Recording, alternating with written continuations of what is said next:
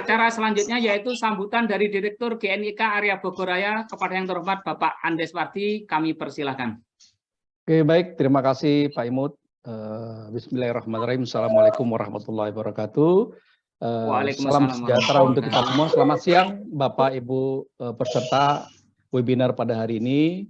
Sebelumnya saya ucapkan terima kasih kepada Pak Imut, kepada Pak Irwansah Manap yang hari ini sebagai narasumber, kemudian kepada seluruh panitia yang terlibat dalam pelaksanaan webinar kita pada siang hari ini. Dan tentunya kepada seluruh peserta webinar. Mungkin beberapa dari Bapak Ibu sudah mengenal apa itu GNIK. GNIK adalah suatu platform terbuka ya untuk siapa saja, sifatnya relawan, di mana Gerakan Nasional Indonesia Kompeten ini punya misi bagaimana kita bisa meningkatkan kompetensi bangsa kita. Nah, dimulai kita dengan meningkatkan kompetensi orang-orang yang ada di perusahaan tentunya, gitu ya. Nah, hari ini salah satu wujudnya adalah kita sedang melakukan webinar. Salah satu visi kami, misi kami di GNIK baik di pusat maupun di area, kita akan berusaha untuk meningkatkan kompetensi seluruh PIC, human capital, SDM di seluruh perusahaan. Terutama mungkin kalau yang tanggung jawab kami areanya adalah Bogoraya, Kabupaten Bogor dan Kota Bandar Bogor. Harapannya dengan kompetensi PIC HRD, baik itu staff HRD, supervisor HRD, manajer HRD, ya, mungkin GM HRD ada yang hadir di sini, bahkan direktur HRD. Harapannya tentunya ketika kompetensi PIC HRD itu bisa meningkat, harapannya nanti PIC HRD ini mampu mengelola manajemen SDM di perusahaannya dengan baik, dengan cara yang terbaik, dan salah satunya hari ini Pak Irwansyah akan sharing bagaimana kita menjadi strategic partner, gitu ya. Tidak hanya sebagai administrative expert, gitu ya. Jangan sampai kita ternyata kita tuh bukan HRD, kita itu ternyata adalah hanya sekedar personalia, ya, sibuk hanya ngurusin absen, gitu ya, ngurusin cuti, ya, membayar gaji, itu penting, ya, itu penting, gitu ya, itu penting. Kalau itu tidak selesai juga perusahaan kita juga berantakan, ya. Bagaimana kita menghitung lembur, membayar BPJS Kesehatan, membayar BPJS Tenaga Kerja, itulah salah satu fungsi kita. Nah, namun hari ini Pak Irwansyah akan sharing kepada kita bahwa ada hal yang kalau kita ingin naik lagi menjadi yang lebih tinggi dalam praktek sumber daya manusia, kita harus menjadi business partner, ya, menjadi business partner. Jadi apa? Bagaimana kita juga orang SR juga harus mampu memahami bisnis, gitu ya, sehingga akhirnya menjadi partnernya perusahaan, strategic partner kira-kira itu ya. Nanti kita akan belajar sama-sama dengan Pak Irwansyah. Nah, kemudian Bapak Ibu sekalian, kami membuka diri untuk selain kita memberikan seminar seperti ini, kita berikan webinar, tatarannya adalah pengetahuan dan pemahaman Bapak Ibu sekalian. Nah, jika Bapak Ibu sekalian ada yang ingin, ya, terutama untuk Kabupaten Bogor dan Kota Bandar Bogor, yang ingin lebih mendalami, ya, atau ingin mengimplementasikan salah satu aspek praktis dari manajemen SDM yang modern, gitu ya, yang betul-betul kita menjadi strategik partnernya perusahaan. Nah, jika Bapak Ibu sekalian tertarik, kami melakukan bimbingan, kita melakukan coaching, ya, ilmuwan.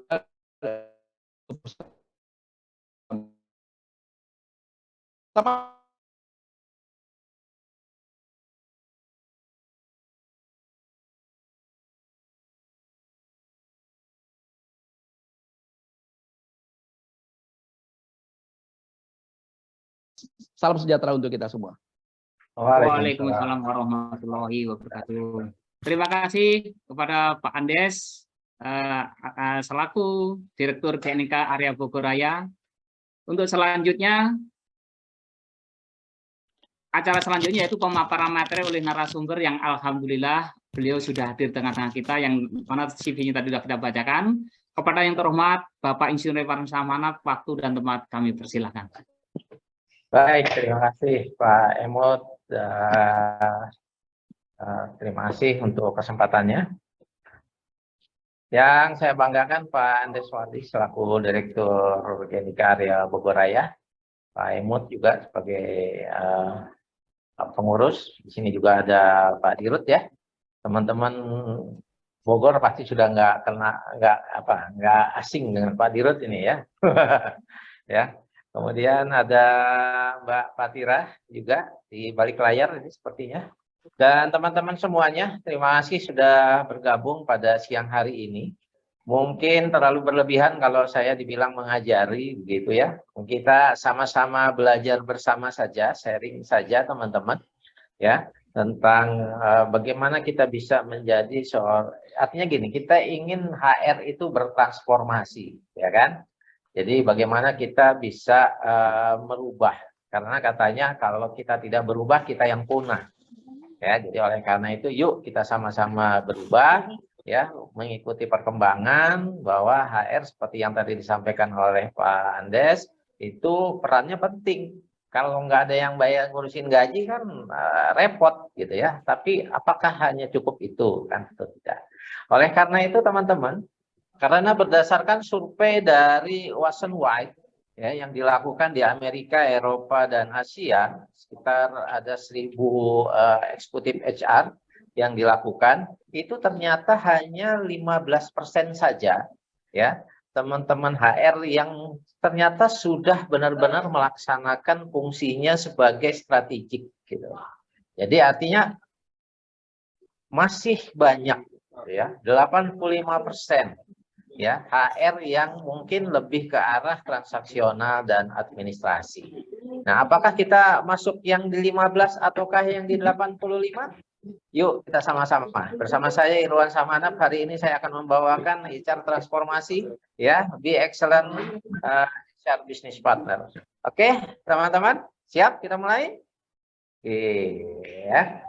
Oke, teman-teman. Santai aja, silakan teman-teman yang ada di tadi sebutnya pejuang kompeten ya. Santai saja buat teman-teman semua yang ada di lokasinya masing-masing, tapi pastikan posisinya nyaman, jangan terlalu dekat juga dengan paparan AC, begitu ya.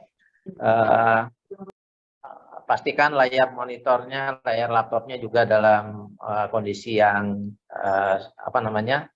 yang wajar, tidak terlalu berlebihan karena itu juga akan merusak mata. Oke, itu safety message saya siang hari ini. Oke, izin saya akan menggunakan slide presentasi saya, Pak Imut. Ya. Silakan, Pak. Oke. Apakah sudah terlihat, Pak Imut? Sudah. Oke. Ya.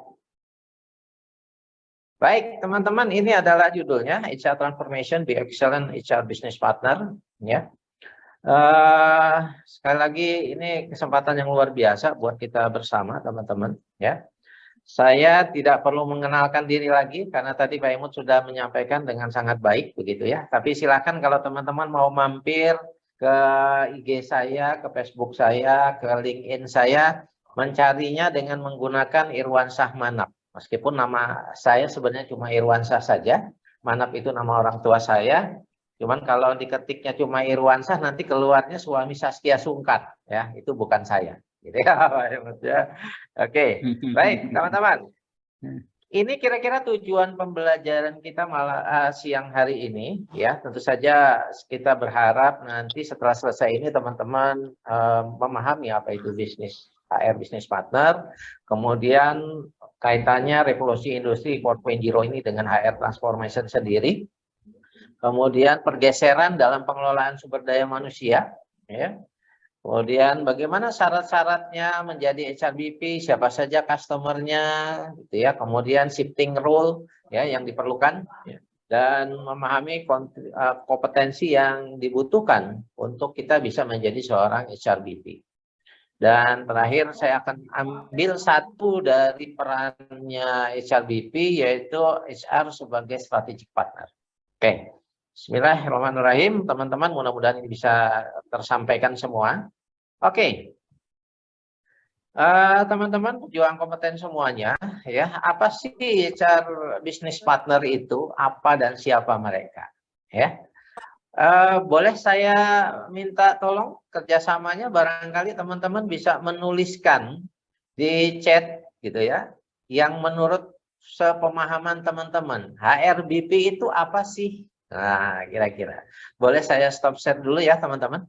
supaya bisa saya memahami kira-kira pemahaman teman-teman semua ini ya, yang mungkin memang sudah berkarir di dunia HR, apalagi kalau sudah HC ya. Kira-kira apa yang teman-teman pahami terkait dengan HRBP? Boleh dibantu barangkali satu dua orang? Atau kalau mau yang menyampaikan secara langsung juga boleh raise hand. Saya dengan senang hati supaya saya tidak terkesan sendirian mengajari begitu. Ya Pak Dirut ya, gitu. Silakan teman-teman. Ayo, boleh diketik dong. HRBP itu apa sih? Wah, fungsi HR generalis. Wah, terima kasih Pak Egi, luar biasa ya. Ada lagi? Selain Pak Egi, katanya fungsi HR generalis. Apakah HRBP, teman-teman? Apakah yang disampaikan Pak Egi tadi benar? Ya, HR yang menjalankan peran sebagai mitra bisnis strategis perusahaan, terlibat di dalam berbagai aktivitas. Terima kasih, luar biasa Pak Suwandi. Ya, satu lagi saya tunggu. Ya, karena kita tidak belajar satu arah, harapannya mudah-mudahan seperti itu. Nah, kata ini nih, Pak siapa ini? Waduh, namanya TV. Seorang HR yang mempunyai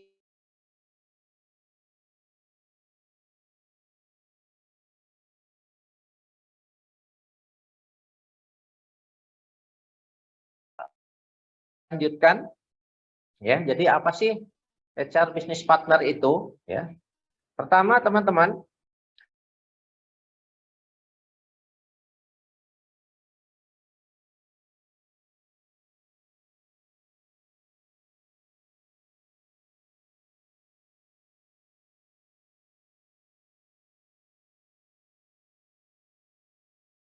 dia yang HR profesional ini, seorang profesional ini yang bekerja sama dengan pimpinan atas.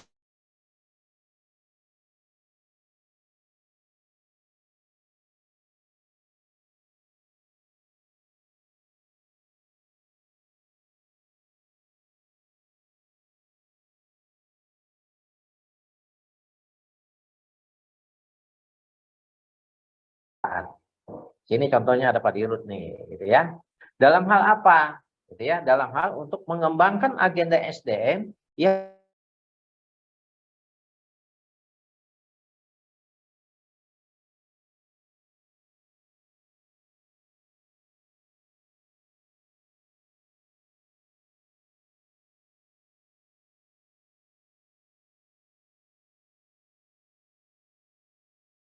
tapi pada seluruh organisasi. Ya.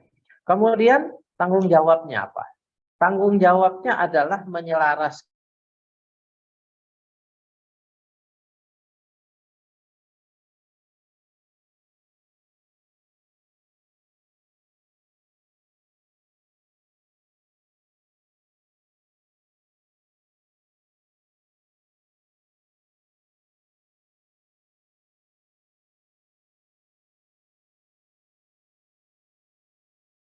bisnis yang ada di perusahaan.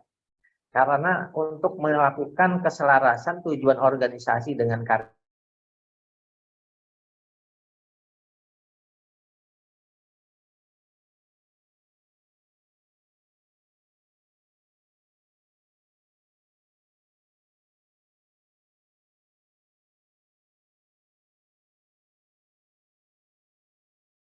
Ya, melalui SDM dan meningkatkan kinerja unit kerja masing-masing. Ya, teman-teman bisa lihat lagi di sini.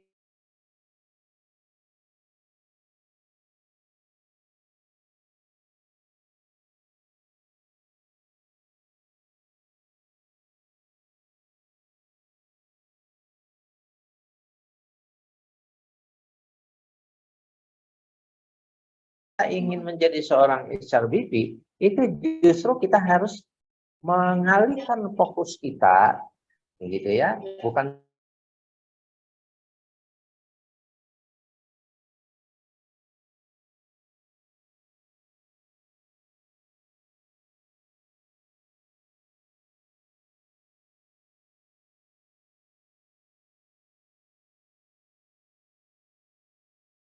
Dibuat cantik. Bentar. Ya.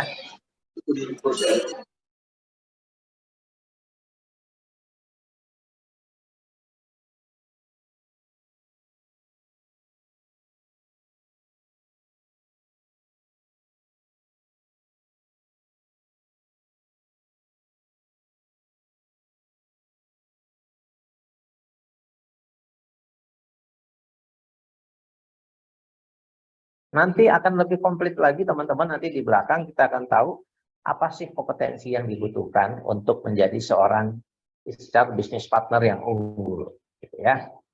Oke, teman-teman, pertanyaan selanjutnya, mengapa harus menjadi seorang business partner? Ya. Oke, kira-kira apa nih? Kenapa sih kita harus menjadi seorang business partner? Ya. Teman-teman, kalau kita mau bicara revolusi industri, kita sudah berada di revolusi industri 4.0 ya. Saya tidak menjelaskan terkait ini, tapi kita tahu bahwa revolusi industri 4.0 ini merubah organisasi, merubah orang, gitu kan? Merubah keseharian kita bahkan. Kenapa? Digitalisasi ini benar-benar memberikan pengaruh yang luar biasa. Di jalan tol sekarang udah nggak ada yang jaga, ada 1-2 yang bantuin kalau yang kebetulan e-money-nya nggak berfungsi atau pulsanya kurang, gitu ya, teman-teman. Ya, itu sudah seperti itu. Di area parkir kita juga tahu sekarang di mall-mall besar, gitu ya, itu di area parkir udah nggak ada yang jaga juga, gitu ya. Pada saat keluar, waktu masuk kita tap, keluar kita tap, gitu seperti itu. Dan tahun depan jangan lupa teman-teman, tol nanti nggak akan ada lagi gerbang tolnya, ya. Jadi kita harus menyesuaikan, kalau nggak kita repot, gitu ya. Itulah era industri 4.0. Nah, kalau dikaitkan dengan transformasi di HR, teman-teman, kita tahu bahwa revolusi HR itu awalnya adalah lebih ke welfare management, fokusnya ke employee protection. Ya, kemudian beralih ke labor management, ya, di mana trade union itu berkembang, ya, serikat pekerja, serikat buruh berkembang. Kemudian masuk kita ke era personal management, ya, industrial relation itu makin ditingkatkan, dikuatkan, ya, sampai saat ini pun ini masih, ya. Oleh karena itu mungkin sebagian dari kita masih ada yang menyebutnya bagian personalia, gitu kan? Nggak masalah juga. Gitu. Nah, yang lebih banyak lagi kan saat ini pasti menyebutnya adalah Departemen HR. Ya, saya sering bertanya kalau berkenalan dengan teman, gitu ya. Oh, saya dari HRD, ya. Maka saya akan nanya, D-nya apa, Pak, Bu? Ya. Apakah D-nya itu departemen? Apakah D-nya division? Apakah D-nya development? Ya. Kalau D-nya development, selamat. Kita sudah benar bahwa human resource management itu orientasinya adalah people development, ya, pengembangan ke orang, ya. Jadi nggak hanya serta-merta ngurusin welfare employee, gitu ya, seperti itu. Nah, tapi jangan lupa sebenarnya kalau kita mengikuti perkembangan saya di tahun 2000-an sampai sekarang harusnya kita sudah masuk di era human capital management, di mana fokusnya HR itu menjadi strategic partner. Nah, disinilah makanya HR business partner itu muncul. Ya, teman-teman, kita tahu pergeseran dalam memandang sumber daya manusia, bahwa awalnya manusia dianggap sebagai faktor produksi. Kemudian manusia itu adalah sebagai penggerak utama produksi, ya kan? Banyak sudah orang-orang yang berada di balik layar, di belakang mesin, mereka yang mengoperasikan, di belakang komputer, gitu ya, mengoperasikan mesin-mesin, ya kan?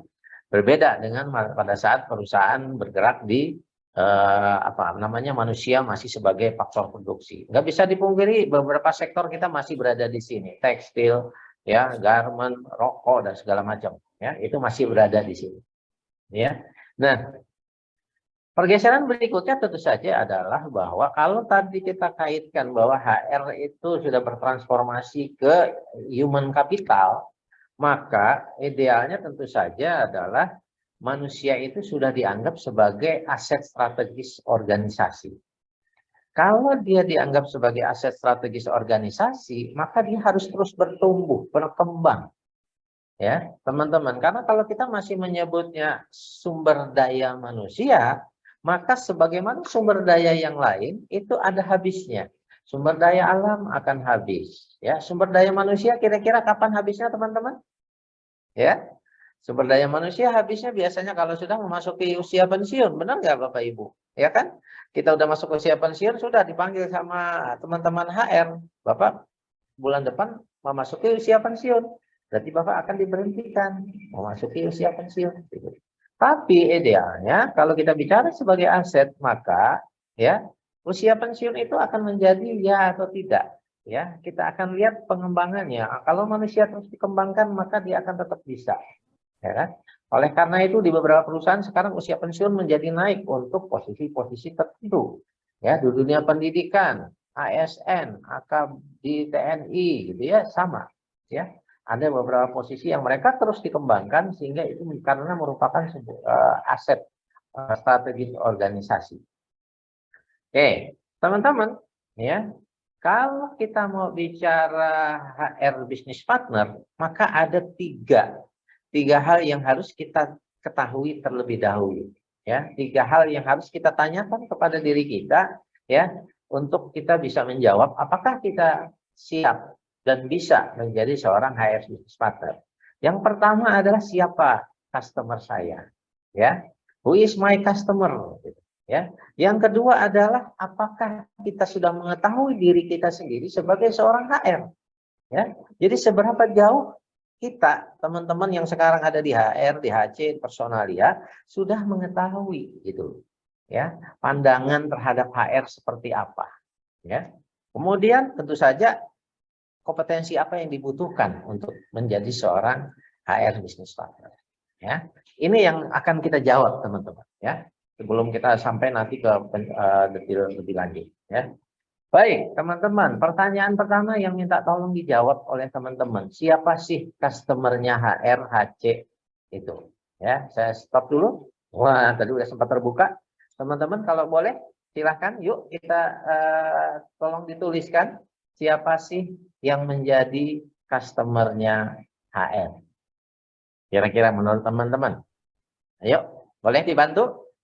Siapa customernya kita sebagai ini kalau buat teman-teman yang HR, HC gitu ya, personalia, siapa customer kita. Jadi kita tidak hanya sekedar memandang oh kalau yang punya customer itu adalah orang sales. Wah, enggak gitu ya. Karyawan katanya, semua karyawan. Terima kasih Pak Imut ikut bantuin jawab ya. Oke. Ada lagi? Ya. Tadi karyawan semua yang menjadi karyawan adalah seluruh divisi departemen satu perusahaan. Oke. Seluruh warga perusahaan termasuk stakeholder dan shareholder. Terima kasih Pak Suwandi. Ya, internal karyawan all, seluruh karyawan anggota perusahaan. Oke, terima kasih. Mbak Nurul, semua karyawan dan semua section. Oke, owner. Wah, keren nih. Pak Sofian Irwansyah namanya sama saya ya. Baik, terima kasih teman-teman semua ya. Selamat bergabung buat teman-teman yang baru hadir ya.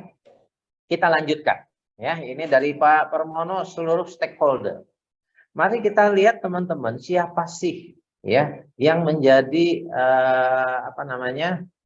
customernya kita. Ini adalah customernya HR teman-teman. Ya, betul sekali bahwa yang pertama kali ya menjadi customernya HR itu adalah karyawan. Seluruh karyawan. Tetapi karyawan yang mana? Ya, karyawan yang ada sekarang. Itu sudah pasti. Tapi jangan lupa teman-teman bahwa karyawan yang di masa depan itu juga customer kita. Ya. Karena kan kita perusahaan akan terus berkembang. Teman-teman kalau nyari kandidat untuk rekrutmen, nyarinya di mana? Kan di luar. Gitu ya. Ada yang menggunakan job job fair, ada yang datang ke sekolah-sekolah, ke kampus, itu adalah customer kita sebagai jadi karyawan di masa depan. Saya nanya kalau kabar tapi kan nggak bisa dia nggak bisa dia. Oke, saya mute dulu ya. Nah, oke ya. Jadi yang pertama adalah betul ya karyawan, tapi tidak cukup hanya karyawan yang saat ini ada dengan kita ya, tetapi karyawan masa depan, artinya yang ada di luaran sana ya.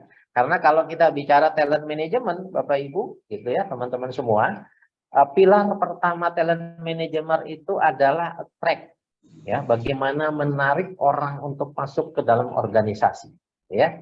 Kemudian customer kita yang kedua adalah seluruh line manager, ya kan? Mereka yang punya anak buah, gitu ya. Jadi semua kepala departemen, semua manajer, semua GM, semua apa istilahnya jabatan yang ada itu line manager, ya. Itu adalah customer kita selanjutnya. Kenapa? Karena strategi dan eksekusi yang HR lakukan itu kan mereka, gitu loh, yang akan menjalankan. Kita butuh orang mau melakukan training, kan mereka yang harus melakukan penilaiannya bersama-sama HR, ya, gap kompetensinya dan segala macam, ya, dan seterusnya. Semua program HR pasti terlibat karena HR kan nggak punya karyawannya, kita cuma sedikit, tapi kalau teman-teman punya 1000 orang, berarti yang punya 900-nya siapa? Ya, 990-nya siapa? Para line manager, ya. Kemudian community juga jangan lupa, teman-teman. Masyarakat di sekitar kita itu adalah orang yang pertama akan melindungi perusahaan. Itu sebabnya reputasi perusahaan juga perlu dijaga, ya. Bagaimana kita mengembangkan community development? Ada di mana itu? Kalau di saya ada di GA, gitu kan? Jadi otomatis reputasi perusahaan itu juga menjadi tanggung jawabnya HR departemen, ya, gitu. Bersama-sama tentunya dengan departemen-departemen yang lain, ya. Kemudian customer, teman-teman, ya, itu sudah pasti customer yang menerima hasil akhir produk kita itu juga harus kita pastikan, ya, itu menjadi salah satu fokus kita. Oleh karena itu orang HR bisa saja menyarankan ada satu departemen customer service, gitu kan, untuk menangani yang kaitannya dengan klaim dan segala macam, ya. Dan yang terakhir jangan lupa teman-teman, kalau kita bicara stakeholder-nya, ya, dari external view itu adalah investor, ya. Teman-teman yang di garment, teman-teman yang di tekstil, perusahaan-perusahaan yang selalu diaudit sama customer, sama investor, pasti sudah sangat-sangat merasakan bahwa investor itu sangat-sangat berperan dan menentukan, ya. Jadi jangan lupa, mereka juga adalah customer-nya kita. Oleh karena itu, fokus kita sebagai HR nggak cuma departemen kita saja, teman-teman. Semua ini, ya, harus kita perhatikan, ya. Baik, kemudian, nah, pertanyaan yang kedua, teman-teman, ya, apa pandangan para top manajemen terhadap divisi HR? Saya akan stop share dan saya akan minta mungkin nanti beberapa orang kalau boleh, ya. Saya tanya teman saya yang kelihatan aja di tempat saya, ya, ini kebetulan pengurus Pak Dirut nih, ya. Pak Dirut, pernah bertanya nggak Bapak ke owner Bapak, gitu ya? Kan katanya kalau di Dirut direktur Bapak, owner Bapak hari Selasa ada kan, gitu ya. Pernah nanya nggak Pak? Menurut beliau, ya, pandangan beliau kepada departemen HR itu seperti apa? Nah. Terima kasih Pak Irwan. Jadi selama ini kita selalu berdiskusi menyangkut masalah pertama perkembangan perusahaan, ya, baik yang sedang berjalan ataupun yang akan datang. Kemudian dari top manajemen kami seringkali meminta saran ataupun pandangan kira-kira dari sisi XR apa yang bisa dilakukan bagi pemecahan masalah bila ada yang terjadi. Kemudian juga dalam upaya antisipasi ke depannya seperti apa dari sisi XR-nya juga. Jadi dari sisi sumber daya manusianya, termasuk poin-poin yang diperlukan, ya, entah itu kompetensinya ataupun lain-lainnya yang sekiranya bisa membantu bagi penyelesaian masalah ataupun persiapan untuk tantangan industri ke depan bagi perusahaan. Itu Pak. Baik, terima kasih Pak Dirut, luar biasa, ya. Ini Pak Dirut itu udah sebagai dirut. Wah, ya. Masih pakai D, Pak. Ya, sepaket gitu ya. Gitu. Jadi luar biasa, ownernya udah sangat-sangat mempercayai Pak Dirut ini sebagai pimpinan HR di sana ya. Itu udah sebagai bisnis partner ya. Nah, saya mau tanya dulu nih, tapi ada nggak Pak pernah mendengar mungkin mungkin pendapat negatif tentang HR dari bos kita nih? Kan kalau kita dapat informasi kita baik-baik aja tuh kayaknya udah biasa gitu. Tapi Ya. bagaimana? Ada nggak yang negatifnya? Ya Pak, jadi selama ini beliau selalu menyampaikan tidak menginginkan Departemen HRD itu hanya sebagai katakanlah tempat untuk ngurus tadi Pak yang disampaikan, hanya ngurusin masalah absensi, ngurusin masalah lembur karyawan, hanya ngurusin karyawan yang bermasalah. Tapi hal-hal lain yang sampai istilahnya kita harus orang lain di bidangnya, kemudian juga terus berkembang kompetensinya sehingga mengikuti perkembangan unit bisnis yang ada, Pak. Sekedar gambaran boleh ya, Pak ya? Sekedar gambaran, ya. Pak. Ya, Kami cukup berpengalaman, Pak, untuk industri fotografi, bahkan salah satu perusahaan tertua di Indonesia gitu ya untuk kamera foto konvensional. Tapi begitu teknologi berkembang, digital ada, kita nggak punya pilihan lain, Pak. Gitu, harus banting setir. Jadi gimana caranya kalau ruhnya dari owner ataupun pimpinan selalu bilang, orangnya boleh mati, produknya boleh berganti, tapi perusahaannya harus tetap beroperasi. Nah, di sini fungsi sumber daya manusianya bagaimana dia harus bisa berpikir kreatif, inovatif, sehingga bisa menjawab tantangan kemajuan teknologi ke depan, Pak. Nah, itu yang selalu bilang sama beliau gitu. Makanya selalu bilang, tolong dong Pak, itu karyawannya kok, aduh gimana ya, kok nggak bisa ngikuti perkembangan zaman, nggak bisa ngikutin tuntutan teknologi gitu. Terus masih berkutat dengan ini. HRD-nya gimana sih? HRD-nya lemah banget gitu. Nah ini Pak di sini. Ya kalau saya cuma tinggal nembak aja. Kalau pengen karyawannya bagus, HRD-nya tidak lemah, ya tolong HRD-nya dikasih kesempatan untuk belajar lebih banyak lagi. Termasuk seperti sekarang nih, saya ikut kelasnya Pak Ustadz Irwansyah supaya bisa ada wawasan keilmuan bertambah sehingga ada kemanfaatan untuk teman-teman kita di karyawan-karyawati di PT Honors Industri. Terima kasih Pak Irwan. Mungkin itu Pak. Oke, baik. Siap, luar biasa Pak Dirut. Kapan-kapan nanti Pak Dirut share pengalaman ya terkait hal ini. Saya kira bagus banget. Oke, ada satu lagi barangkali boleh? Mungkin Bu Dewi Apriani boleh saya sapa? Halo Bu Dewi. Bu Dewi, backgroundnya apa Bu sehari-hari? Sih Pak. Halo Pak. Ya, Ibu di HR atau di mana? Saya mohon maaf sebelumnya Pak, ini kondisionalnya juga lagi unfit, jadi suaranya mungkin seperti ini. Nggak apa-apa.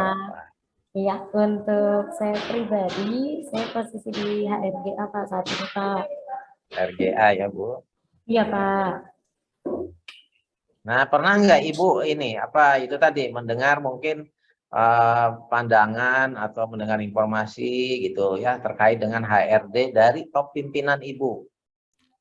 Kalau so far sih Pak, tergantung case biasanya Pak.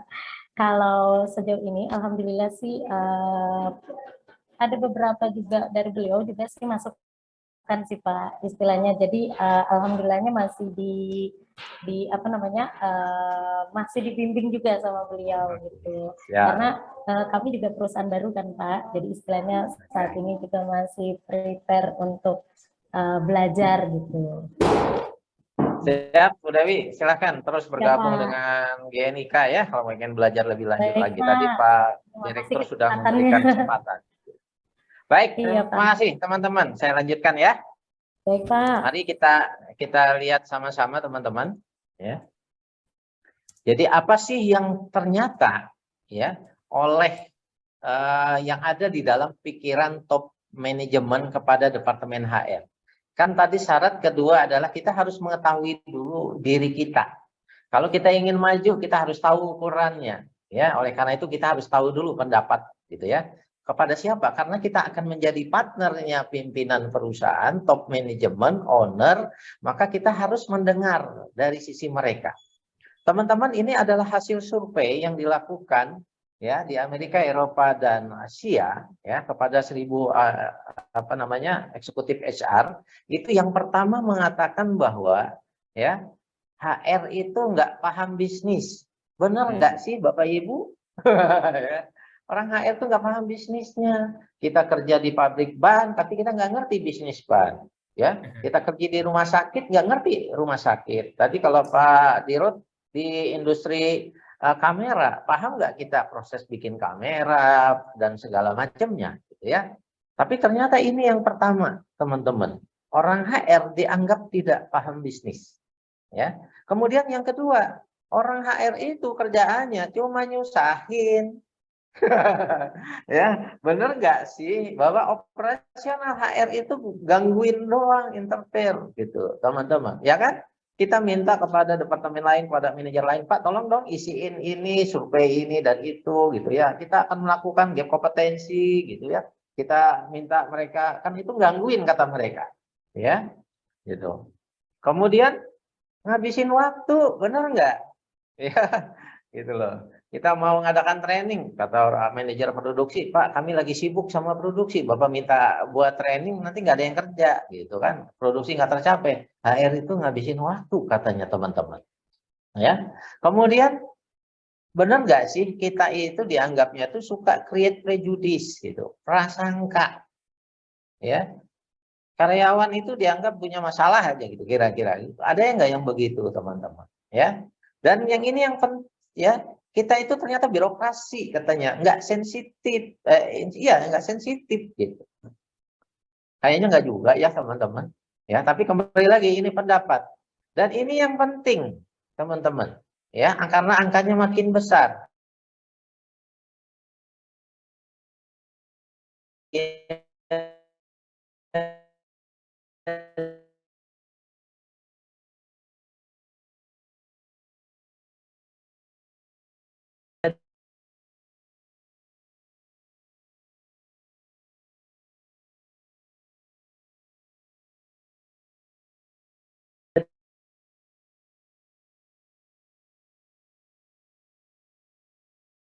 Minta penyesuaian, nanti uang transport, uang makan dan segala macam minta penyesuaian, mau ngadain piknik pula gitu kan, gathering. HR itu ngabisin uang kerjaan. Ya. Nah, ini adalah pandangan dari owner atau top manajemen kepada HR. Ini tantangan teman-teman buat kita, ya. Yuk kita balik. Yuk kita jawab semua pandangan mereka ini, bahwa HR itu bisa menjadi partnernya top perusahaan, top pimpinan gitu ya. Ya, top manajemen, ya, owner gitu ya. Oke. Nah, tapi memang seperti tadi di awal saya katakan, Western White Survey menemukan bahwa ternyata hanya 15% itu yang benar-benar sudah melaksanakan aktivitasnya itu pure strategik gitu loh. Jadi apa yang mereka lakukan itu mengintervensi untuk aspek-aspek strategik di organisasi. Ternyata baru 15%. Apakah kita masuk yang 15% ataukah kita yang ada di 85%? Ya, silakan. Jawabannya tentu saja terpulang kepada kita masing-masing. Nah, sangat disayangkan ternyata orang HR-nya sendiri pun teman-teman itu tidak yakin. Ya, tidak percaya diri bahwa ternyata kita yang HR, personalia ataupun HC apalagi, itu kita itu sebenarnya bisa memberikan, mendrive impact. Ya, kita bisa mendrive perubahan. Kenapa? Karena orang-orang itu adanya kita yang rekrut. Organisasi ini adalah terdiri persen yang merasa bahwa apa yang mereka kerjakan itu sesuai dengan kebutuhan organisasi di masa depan. Baru 20%. Ya, 22% mengatakan bahwa mereka sudah confident bahwa mereka bisa beradaptasi dengan kebutuhan karyawan. Ya. Kemudian 28% itu sudah mengatakan very confident bahwa mereka itu bekerja efisien. Teman-teman, ya, yang terakhir ternyata baru 30% yang benar-benar bahwa mereka strongly believe bahwa apa yang mereka kerjakan sebagai HR itu sudah merepresentasikan business decision. Ya. Jadi baru 30 kalau kita mau bicara, berarti 70-nya kemana? Kita ada yang di 30 ini kah? Apakah kita ada yang di 70? Kembali lagi. Ya. Paham bahwa ya kalau kita bicara HR strategik disandingkan dengan bisnis result, ya itu strategi bisnis yang setiap tahun awal tahun dibuat. Ini udah musim akhir tahun kan, kita mau melaksanakan meeting tahunan, ya membahas pencapaian. Kemudian kita punya strategi untuk pencapaian tahun depan, ya itu bagaimana menghasilkan bisnis result itu HR strategi itu berperan untuk menjadikannya bahwa apabila orang HR, apabila departemen HR benar-benar melaksanakan semua fungsinya, mulai dari training, rekrutmen, performance, career management, reward management, ya, dan yang penting tidak kalahnya adalah industrial relation, maka insya Allah bisnis result itu akan tercapai. Ya. Nah, teman-teman, padahal kita tahu kalau kita mau bicara, ya, HR itu tugasnya kan banyak banget. Ini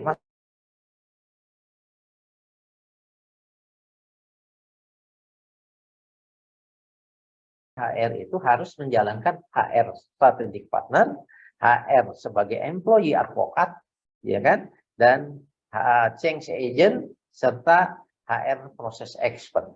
Jadi kita tetap harus expert di bidang kita masing-masing, tapi kita juga tetap melaksanakan 3 fungsi lainnya sebagai agen perubahan. Karena harus berubah. Karena kalau tidak kita punah, teman-teman. Ya. Bagaimana kita juga tetap menjaga agar hak-hak karyawan tetap bisa didapatkan. Contoh upah minimum, bagaimana kita bisa? Itu hak teman-teman, normatif, cuti dan segala macam. Berarti kita juga harus bisa menyeimbangkan antara kepentingan manajemen dengan kepentingan karyawan. Industrial relation berperan di sini. Dan terakhir tentu saja fungsi utamanya adalah sebagai HR strategi. Ya. Nah, bagaimana cara kerjanya HR? Ya. Dia penghubung antara HR back office yang terdiri dari HR Center of Excellence, ya, staf-staf kita yang sangat jago-jago dalam hal kompensasi, talent acquisition, HR reporting, talent development, dan seterusnya, itu menjadi penghubung antara eksekutif, manajer, dan employee. Ya. Jadi disinilah cara kerjanya teman-teman HR itu, ya, sebagai HR business partner. Nah, oleh karena itu, apa yang harus kita rubah? Ya, kalau kita bicara shifting, gitu ya, karena kita harus merubah, maka ya, kalau kita perhatikan ternyata mungkin selama ini saya juga teman-teman di perusahaan, kita mungkin saat ini masih terlalu banyak mengerjakan yang sifatnya administrasi, transaksional, ya seperti tadi dikatakan Pak Andes, itu 70% waktu kita, effort kita dihabiskan ke sana. Ya, performance enhancement hanya 25%. Sementara kita mikirin yang sifatnya strategik, itu hanya 5%. Nah, ini yang harus kita rubah. HR saat ini, ya, itu menuntut bahwa yang namanya administrasi dan transaksional itu harus sedikit. Hanya 25%. Ya. 55% kita memikirkan tentang performance enhancement. Bagaimana terus-menerus melakukan penilaian, ya, kinerja. Ya, agar perusahaan ini bertumbuh, agar karyawannya bertumbuh, gitu ya, seperti itu. Dan oleh karena itu kita juga harus berpikir lebih-lebih buat teman-teman yang PIC manajer SDM, ya, dan posisi-posisi yang di atasnya itu yang sifatnya strategik harus lebih banyak. Ya, 20% teman-teman kalau kita mau bicara. Ya, nah ini yang harus kita lakukan. Terus bagaimana dong Pak Ir caranya kita bisa merubah dari role yang baru ini? Mau tidak mau untuk mengurangi yang sifatnya transaksional dan administrasi, kita gunakan teknologi. Kita gunakan HRIS gitu ya, untuk bisa membantu mengurangi kerjaan-kerjaan kita rutin. Teman-teman, saya masuk di perusahaan saya saat ini, gitu ya. Itu dulu kalau gajian itu masih slip gaji itu di print. Teman-teman kebayang 800 orang ya karyawan kami ya itu slip gajinya di print itu bisa membutuhkan waktu 2 hari teman-teman. Karena masih pakai printer yang bunyi gitu loh. Ya, saya bilang habis waktu kita hanya untuk ini ya. Sekarang sudah tidak. Karyawan sekarang sudah bisa buka sendiri di komputernya masing-masing, di HP-nya masing-masing untuk melihat slip gajinya. Ya. Itu yang kita pakai. Nah, jadi kalau kita mau bicara mindset yang harus kita rubah itu bahwa yuk kita tinggalkan bahwa yang sifatnya administrasi gitu ya, lebih kepada penyelesaian, orientasinya kepada pekerjaan, lebih pada menyelesaikan prosesnya gitu ya. Itu menjadi bahwa kita itu sudah harus selalu berpikir apa yang HR kerjakan itu bagaimana impact-nya kepada bisnis. Jadi ini yang harus selalu kita pikirkan. Teman-teman melakukan rekrutmen itu apa impact-nya kepada bisnis. Teman-teman melakukan talent management, melakukan mutasi, rotasi, demosi, ya itu apa impact-nya terhadap bisnis. Ya, perubahan-perubahan yang lain, kompensasi benefit, industrial relation, apa impact-nya kepada bisnis. Ya, itu harus selalu kita pikirkan. Jadi kalau kata di safety itu stop, ya. Stop, think, act, ya kan? Jadi kita harus mulai berpikir. Kenapa? Karena sibuk saja, gitu ya. Jadi kalau ada orang HR sibuk, pulang malam, gitu ya, itu belum tentu produktif, teman-teman. Mohon maaf, saya harus mengatakan seperti itu, ya kan? Gitu. Jadi ya bisa jadi itu karena perlu bantuan. Ya. Nah, kemudian lantas, apakah kita sudah menjadi seorang HR business partner? Gitu ya. Gitu. Jadi bagaimana cara kita menjawab ini? Ya, cara kita menjawab apakah kita sudah seorang menjadi bisnis partner? Mari kita jawab pertanyaan-pertanyaan yang ada. Tanyakan ini kepada diri teman-teman. Tanyakan ini kepada tim teman-teman di HR, di HC, di personalia. Ya, yang pertama, apa yang dilakukan HR untuk memberikan layanan bernilai tambah kepada klien internal kita? Kepada yang tadi customer. Ya, apa yang HR lakukan untuk memberikan nilai tambah? Tadi teman-teman dari hasil survei mengatakan dari top pimpinan juga menilai bahwa orang HR tidak punya nilai tambah. Maka yuk apa yang kita lakukan untuk kita bisa memberikan nilai tambah? Ya, bagaimana pendapat untuk yang bisa dilakukan HR agar customer di internalnya itu juga bisa kita tambahkan? Ya, kemudian apakah kita sudah mengukur efektivitas HR? Ya, semua fungsi-fungsi HR sudah kita ukur apa tidak? Kalau teman-teman yang di HC pasti saya yakin sudah melakukan. Ya, jadi kalau melakukan training, kompensasi benefit dan segala macam itu ada ROI-nya, ya kan? Kita harus ukur sudahkah HR kita itu efektif. Ya, kemudian bagaimana kita berinvestasi kepada karyawan. Ya, jadi aset itu kan investasi teman-teman. Sumber daya manusia itu berarti harus ada investasinya. Tadi ada yang mengatakan safety itu mahal. Benar, safety itu bukan mahal, Pak. Safety itu tidak ternilai. Ya, kebayang kan kalau pabrik kebakar habis, gitu ya, itu tidak ternilai. Jadi investasi yang digunakan untuk bisa meningkatkan awareness karyawan terhadap safety itu luar biasa. Harganya tidak ada, ya itu priceless, gitu ya. Kemudian strategi apa yang harus HR lakukan untuk bisa melakukan dua hal yang pertama tadi? Dalam hal memberikan nilai tambah. Strategi apa yang harus kita lakukan, teman-teman? Ya. Nah, berikutnya adalah employee engagement. Bagaimana kita membuat karyawan yang kita miliki itu tetap tinggal di perusahaan kita. Ini kalau teman-teman HC pasti sudah tahu. Ya. Jadi kita harus melakukan pengukuran. Kita lakukan employee engagement survey. Ya, tergantung teman-teman mau menggunakan yang dimensi yang paling standar ada yang sampai 14 gitu ya. ya, untuk dimensi yang akan diukur. Silakan, yang penting kita melakukan pengukuran. Dari mengukur itu kita tahu mana yang harus kita perbaiki, mana yang sudah baik, gitu ya, untuk dipertahankan.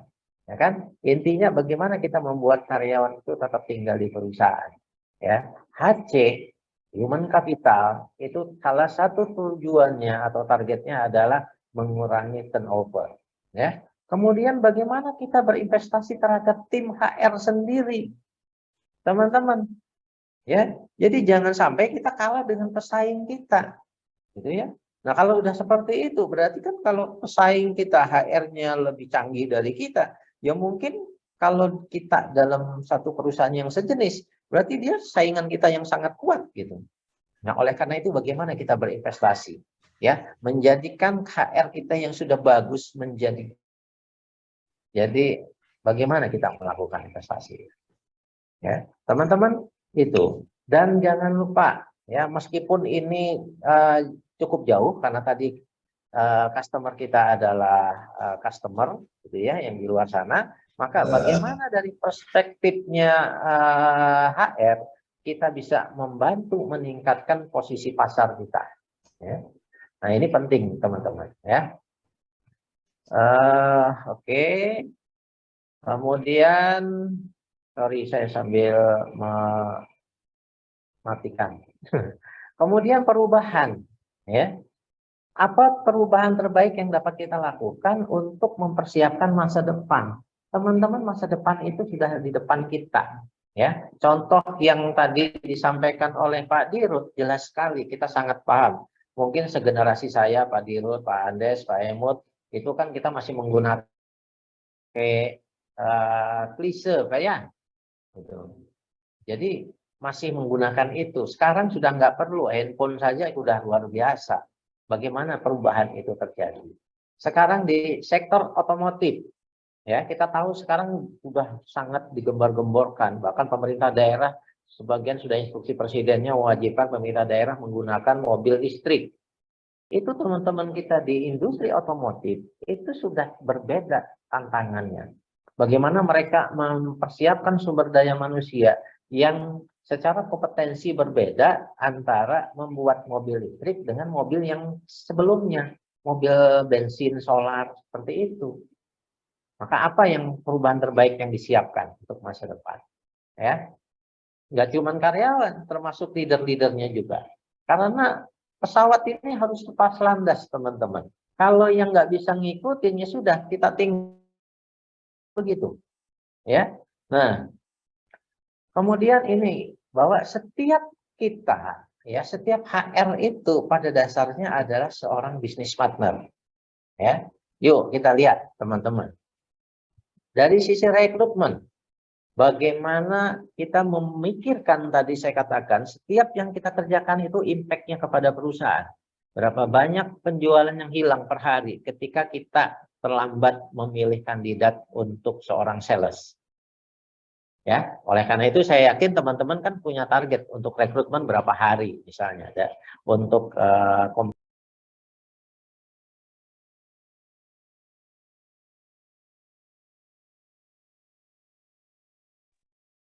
Pak Irwansyah termut.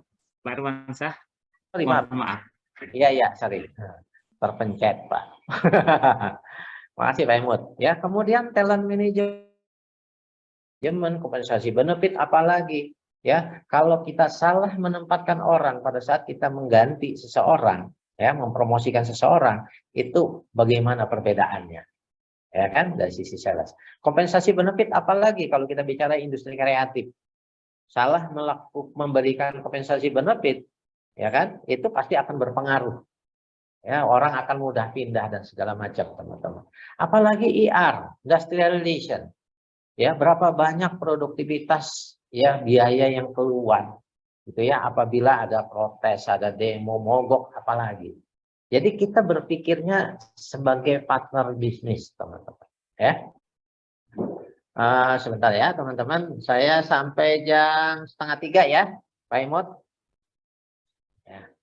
Nah, kalau kita bicara bapaknya HRBP itu kan Deep Ori. Deep Ori ini sudah mengelompokkan bahwa, ya, HRBP seperti ini, strategic partner, change agent, employee champion, atau istilahnya tadi employee advocate, kemudian administrasi expert. Ini yang harus kita lakukan kalau kita menjadi seorang HRBP. Ya, nah ini adalah kompetensi-kompetensi yang dibutuhkan, teman-teman. Saya tidak akan menjelaskan secara detail, gitu ya. Intinya kalau kita bicara business acumen, berarti pemahaman terhadap bisnis. Karena kita sebagai change agent juga kita berarti harus memahami hal-hal yang terkait dengan decision making, ide-ide generasi sekarang, bagaimana mengelola konflik dan segala macam, gitu ya. Ya, people orientation sama data analitik. Ya. Jadi ini yang harus kita kuasai. Kita harus berbicara data. Itu sebabnya tadi perlu pengukuran, teman-teman. Ya. Dan kalau kita mau lebih detailkan lagi, kompetensi apa yang harus dimiliki oleh seorang HRBP seperti ini. Ya, komunikasi, konflik manajemen, time management, data literasi, problem solving, dan kolaborasi.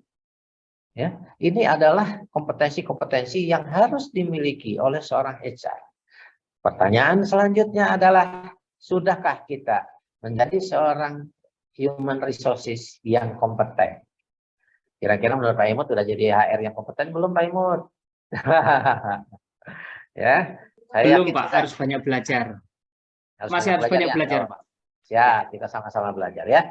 Mungkin kita sudah kompeten, teman-teman. Nah, ini sebabnya GNIK hadir, Gerakan Nasional Indonesia Kompeten. Ya, ini yang kami lakukan, teman-teman. Ya, nah. Kalau bicara SKKNI, ternyata kalau kita mau jadi HR manager, itu ada total 61 kompetensi yang harus kita miliki. Kompetensi unit. Teman-teman bisa lihat di sini, klasternya ada 9. Industrial relation. Ada 13 unit kompetensi yang harus dimiliki. Ya, nah ini silakan teman-teman cari. Ini SK Menakernya, teman-teman, SKKNI-nya.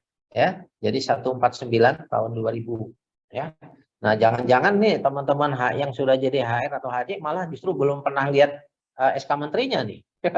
Bahwa ternyata kita sebagai HR itu sudah ada standar kerjanya, standar kompetensinya, teman-teman. Ya. Nah, kemudian kan kalau kita bicara areanya seperti ini. Ya, saya tidak jelaskan satu persatu bahwa ternyata tugasnya HR itu banyak sekali.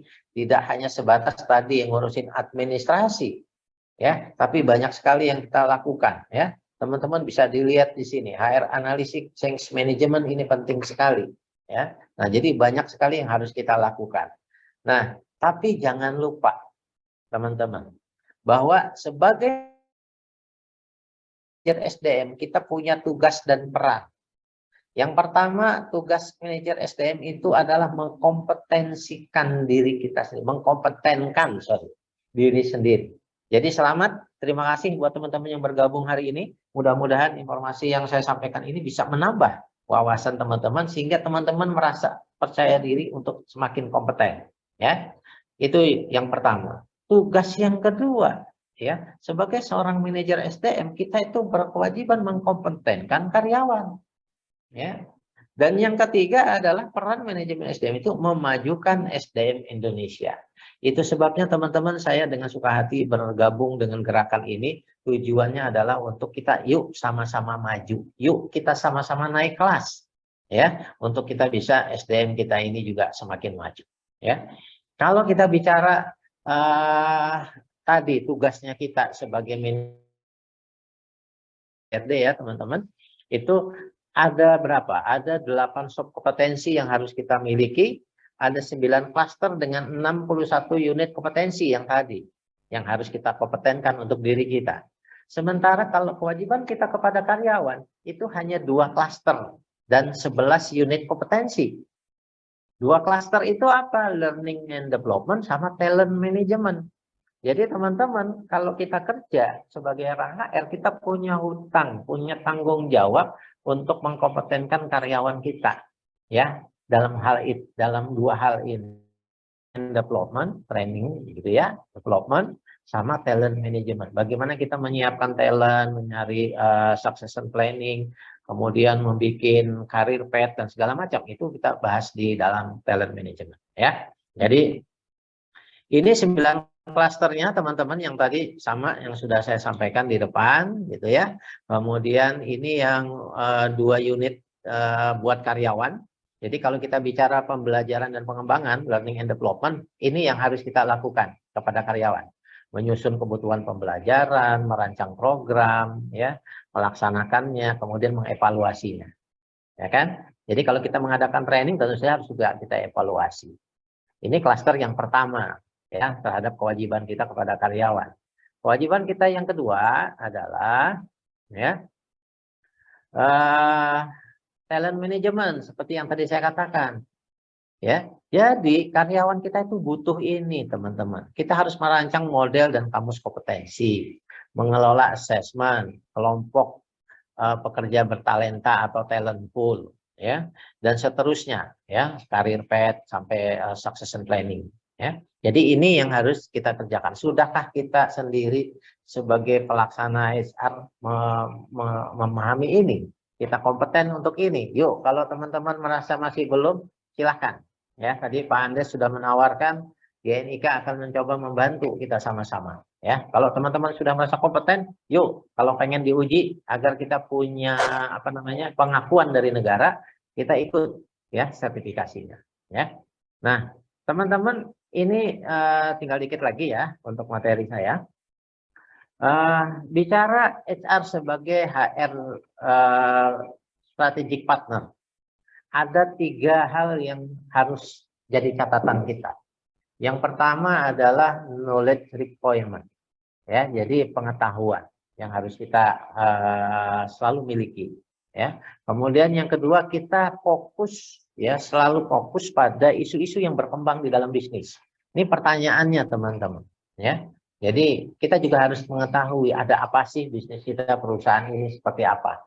Oleh karena itu kita harus dekat dengan pimpinan, ya, supaya kita punya gambaran, ya. Kemudian bagaimana kita bisa mendelivery, ya, kemampuan yang membuat perbedaan, ya. Jadi teman-teman kalau kita mengharapkan sesuatu yang berbeda, kata Albert Einstein, ya, kalau kita masih melakukan hal yang sama itu namanya gila. Mohon maaf, ya, bukan saya yang ngomong, Albert Einstein. Jadi kalau kita ingin mendapatkan hal yang berbeda, maka lakukanlah hal yang berbeda, kan seperti itu. Ya, jadi bagaimana kita bisa melakukan hal perbedaan ini? Dalam hal apa? People, strategy, sama culture. Ya, nah, kemudian ini contoh teman-teman. Ya, jadi kan kalau tadi dikatakan bahwa ingat definisi pertama HRBP itu adalah dia menjadi penghubung gitu ya, dan kemudian dia bisa membantu unit-unit yang ada di departemen yang lain. Ya, jadi contohnya ini adalah seorang HRBP yang ditempatkan sebagai di sales, ya, seperti itu. Jadi di sales departemen kita bisa apa yang kita lakukan? Kita bisa mengusulkan tentang organisasi yang efektifnya seperti apa, posisi yang dibutuhkan, berapa jumlahnya, ya kan? Strategi rekrutnya seperti apa, kan? Bentuk kompensasi termasuk insentif, performance review, kompetensi metrik dan segala macam. Ya, jadi teman-teman, seorang HR ya itu bisa saja dia tetap sebagai HR COE, tapi dia bisa ditunjuk untuk menjadi HRBP. Ya, nah saya dulu pernah menjadi HR business partner untuk produksi. Ya, jadi ini contohnya. Jadi meskipun saya sebagai IR manager gitu ya, tapi di posisi yang lain saya ditunjuk juga untuk menjadi seorang HRBP di departemen produksi. Ini yang saya lakukan, gitu ya. Bagaimana kita membantu produksi untuk bisa mengoptimalkan jam kerja. Bagaimana kita bisa meningkatkan perfect attendance, karena kan kalau bicara produktivitas kan kalau orangnya nggak ada kan pasti jadi kecil gitu angkanya, ya. Jadi seperti itu, ya. Bagaimana kita meningkatkan produktivitas sendiri, ya. Bagaimana bentuk kompensasinya, bentuk insentif produksi seperti apa, usulan-usulannya kita bisa bantu teman-teman, ya. Artinya dengan pemahaman kita, karena kita punya tim di balik layar, ya, yang kita katakan sebagai COE tadi, gitu ya. Maka kita bisa gunakan keahlian itu, gitu ya. Bagaimana meningkatkan engagement agar karyawan itu termotivasi terus untuk terus mau berada di organisasi kita, ya. Itu bagaimana kita membantu menyusun kompetensi metriknya yang ada di sana dan seterusnya. Banyak hal yang bisa kita lakukan teman-teman ya pada saat kita menjadi seorang HR business partner. Dulu saya waktu di Gujir itu atasan saya direktur HR ya, saya GM HR teman-teman ya. Atasan saya yang direktur HR itu dia juga bertindak sebagai HRBP untuk HR direktur di negara lain ya, jadi seperti itu ya, jadi luar biasa jobnya ya kan. Jadi kita akan membantu seperti itu. Jadi bagaimana kita bisa membantu unit-unit lain bisa mencapai tujuan dari organisasi tersebut gitu ya. Nah, ini adalah beberapa contoh yang dulu pernah saya lakukan. Jadi kalau bicara job desk-nya saya gitu sebagai HRBP seperti ini ya. Jadi teman-teman ini banyak. Insya Allah nanti materi saya coba kirimkan ke panitia gitu ya. Untuk nanti bisa dibagikan karena tadi ada yang nanya. Mudah-mudahan ini bisa menjadi gambaran ya. Oke. Terus yang terakhir teman-teman. Ini Pak Imut yang terakhir nih Pak Imut ya. Jadi terus bagaimana dong apa yang bisa kita lakukan untuk kita bisa mendevelop karir ya. Teman-teman ya, yang pertama tentu saja adalah terus belajar ya, edukasi. Kalau teman-teman punya kesempatan mau kuliah lagi nambah ilmu ya sok mangga, kalau masih punya masih kuat gitu ya Pak Imut ya. Write and talk, belajar menulis, ngobrol teman-teman, gunakan asosiasi dan seminar-seminar. Mumpung banyak yang bergerak yang gratis gitu ya, kalau mau yang berbayar juga ada, silahkan follow Instagram saya gitu ya ya. Kita harus mau berubah ya. Kadang-kadang kalau kita itu terlalu spesifikasi di bidang kita, mungkin saatnya kita juga mencoba di posisi yang lain ya, cross function. Jadi kalau teman